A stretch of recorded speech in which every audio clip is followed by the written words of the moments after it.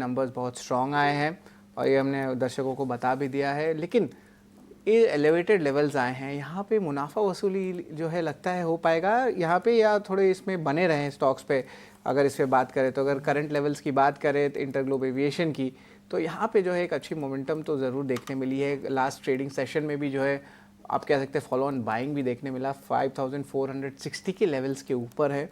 यहाँ पे थोड़ी जो है प्रॉफिट बुकिंग कर ले अगर पोजिशनल ट्रेड है, या थोड़ा और रुके, पर हमें लगता है कि थोड़ी आज मुनाफा वसूली देखने मिल सकती है इंटरग्लोब एविएशन में। ऑफकोर्स वैल्यूएशंस हायर साइड में ज़रूर है, परफॉर्मेंस बहुत अच्छा किया है, लेकिन यहाँ पे क्या और फेज बाकी है या थोड़ी मुनाफा से कर सकते हैं? किरण बताएं। सो इंडिगो की अगर हम बात करें तो डेफिनेटली आउट परफॉर्मर रहा है। और अगर आप बात भी करोगे कि हमारे यहाँ जो अगर एविएशन स्टॉक्स है उसमें एक मोनोपोली टाइप्स ही इंडिगो अभी रन कर रहा है, तो वो एक टेलवेंट फंडामेंटल जरूर से। लेकिन टेक्निकली स्पीकिंग आप देखोगे तो मल्टीपल नेगेटिव डाइवर्जेंस हमें देखने को मिल रहे हैं। भले ही stock height of high bottom pattern के अंदर ट्रेड कर रहा है, लेकिन जो मोमेंटम इंडिकेटर है वो बुलिश जोन से नॉर्मल एक न्यूट्रल जोन के अंदर आ चुका है। दूसरा, लास्टली जो एक रैली हमने देखी है, उस रैली के अंदर खास कुछ वॉल्यूम्स नहीं है, तो मेरे हिसाब से थोड़ा कॉशियस रहना चाहिए। 5400 का एक स्टॉप लॉस मेंटेन कर लेना चाहिए जिनके पास भी ये पोजिशनल ट्रेड है। नया बाइंग तो अवॉइड करना चाहिए, और अगर कोई शॉर्टिंग की अपॉर्चुनिटी देख रहा है which could be a very risky trade, but फिर भी मेरे हिसाब से 5400 के नीचे एक बार के लिए यहाँ पे हम शॉर्टिंग की अपॉर्चुनिटी ढूंढेंगे। जैसे ही 5400 ब्रेक करेगा, there are very good high chances कि हम 5100 तक के एक प्रॉफिट बुकिंग जोन देख सकते हैं। तो इंडिगो के अंदर मेरे हिसाब से 5400 का एक स्टॉप लॉस और शॉर्ट करना है तो उस लेवल के नीचे ही करना चाहिए। सबसे पहले आपके मॉर्निंग कॉल्स ही बता दीजिए, कौन से वो स्टॉक्स होंगे जहां पर कमाई के मौके दिखेंगे आज? Good morning and morning call की बात करें तो दो स्टॉक ऐसे हैं जहां पे एक अच्छी खासी मोमेंटम देखने को मिल सकती है। सबसे पहला जो है वो एंजल वन है। कल के दिन में ब्रेकआउट देखने को मिला है। अगर मैं स्मॉलर टाइम फ्रेम की बात करूँ तो फ्लैग फॉर्मेशन ब्रेकआउट है। डेली चार्ट की बात करूँ तो काफी अच्छे लेवल पे स्टॉक ट्रेड कर रहा है। सो एंजल वन यहाँ से खरीदारी करके चलने की सलाह रहेगी। टारगेट की बात करते हैं तो पहला जो टारगेट है जो हमें यहाँ पे देखने को मिल सकता है वो है 2945 एंड 2945 जैसे ही ब्रेक होता है आपको 3080 तक के भी टारगेट देखने को मिल सकते हैं। एंड ऐसा जो मेंटेन करेंगे वो रिसेंट का जो लो है 2750, यानी कि 3.5% का यहाँ पे एसएल आ रहा है। 2750 का हम यहाँ पे ऐसे मेंटेन करके चलेंगे। एंजल वन पे फोकस करके चलने की रिक्वायरमेंट है। और दूसरा जो स्टॉक है जहाँ पे अच्छी खासी मोमेंटम हमें आने वाले दिनों में देखने को मिल सकती है वो है चोला फाइनेंस।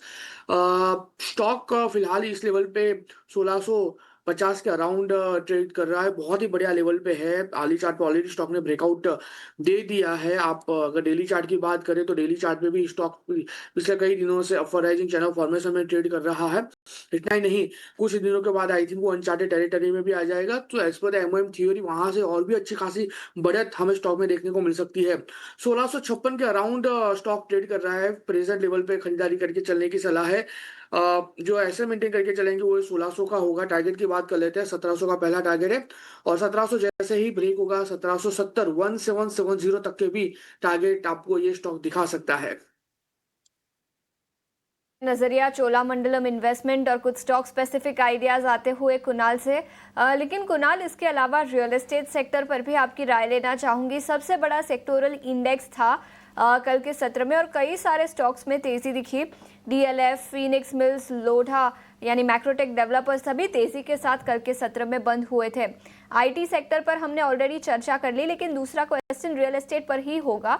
कुणाल, क्या राय होगी आपकी रियल एस्टेट सेक्टर के इन स्टॉक्स पर, और कोई खरीदारी के मौके बनेंगे यहाँ पर? नो डाउट पिछले कुछ दिनों में अच्छी खासी रैली हमें रियल एस्टेट स्टॉक में देखने को मिल चुकी है। लोढ़ा की बात करें, डीएलएफ की बात करें, गोदरेज प्रॉपर्टीज की बात करें, एक अच्छी खासी रैली हमें ये सारे के सारे स्टॉक में देखने को मिली है। लेकिन लोढ़ा और डीएलएफ को मैं होल्ड करके चलने की सलाह दूंगा। नई खरीदारी वहां पे हम नहीं करेंगे क्योंकि रिस्क रिवॉर्ड इतना फेवरेबल नहीं है नई खरीदारी के लिए। लेकिन मैं इतना जरूर कहूंगा कि आपको Godrej properties and Oberoi realty पे फोकस करके चलना चाहिए। गोदरेज प्रॉपर्टीज 2180 के अराउंड है। मल्टीपल सपोर्ट 2120 के लेवल पे आ रहा है, तो 2120 का एक एसएल मेंटेन करके चलेंगे। रेजर लेवल पे 2180 के अराउंड स्टॉक ट्रेड कर रहा है। टारगेट की बात कर लेते हैं तो जिस हिसाब से स्टॉक में मोमेंटम है, आने वाले दिनों में ये 2230 और 2230 जैसे ही ब्रेक होगा, ये आपको 2300 तक के लेवल ऐसा टारगेट दिखा सकता है। और हाथों हाथ ओवरऑल रियलिटी की भी बात कर लेते हैं, जिस हिसाब से स्टॉक ट्रेड कर रहा है 1730 के अराउंड खरीदारी करके चलने की सलाह रहेगी। लोअर लेवल पे जो एसएल हम मेंटेन करके चलेंगे 1690 का होगा। फिलहाल 1730 के अराउंड स्टॉक ट्रेड कर रहा है, 1690 का आप यहाँ पे ऐसे मेंटेन करके चलिए। टारगेट की बात करते हैं 1760 का पहला टारगेट होगा 1760, एंड अगर वो ब्रेक होता है जो एक हिडन रेजिस्टेंस भी है काउंटर के लिए, तो आपको वन वे में ये 1810 तक के भी लेवल दिखाने के लिए रेडी हो जाएगा। ये बिल्कुल यहाँ पे जो है फोकस में ओबरॉय रियल्टी रहेगी, कुणाल की पिक है। लेकिन